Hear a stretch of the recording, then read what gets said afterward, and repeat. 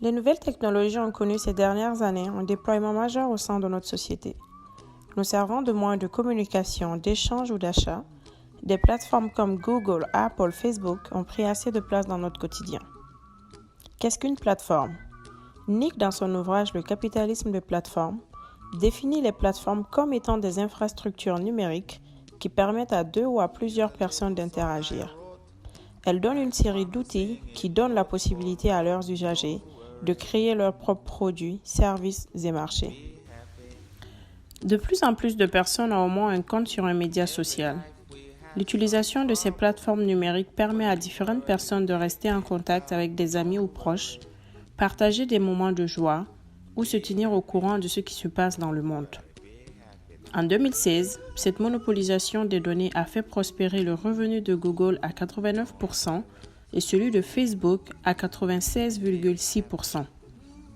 Ces différentes plateformes s'enrichissent principalement via la collecte des données.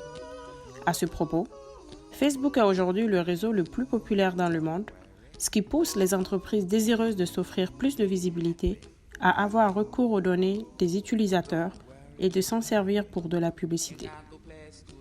Ce problème lié à l'utilisation des données est bien connu par cet informaticien.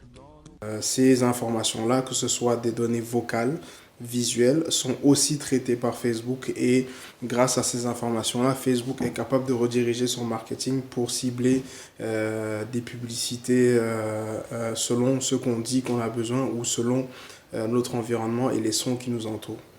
Alors, c'est un problème très présent et qui prend de plus en plus de place. Et il faut savoir maintenant discuter et dissocier où s'arrête la limite de la vie privée par rapport à cela. Et aussi sensibiliser les différents consommateurs de ces produits-là par rapport à ce qui se passe réellement avec ces données. Et voir est-ce qu'il y a une alternative sur le marché aussi.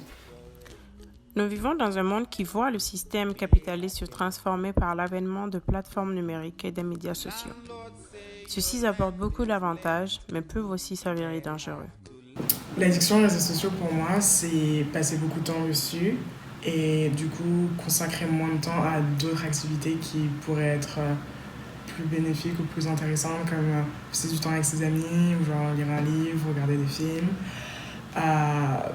Du coup, j'ai essayé de diminuer ma consommation, on va dire, le temps que je passe sur les réseaux sociaux, mais j'ai pas vraiment été capable de par exemple me fixer une limite par jour, et du coup j'ai vraiment été obligée de supprimer l'application, sinon c'était impossible de pas regarder toutes les 5 minutes à chaque fois qu'il y a un blanc ou un moment de silence. Même en cours, parfois je vais prendre mon téléphone et du coup plus du tout être concentrée sur le cours, et juste c'est facile de juste faire défiler l'appli, ça demande pas beaucoup de réflexion, et donc oui, et ça apporte pas grand chose.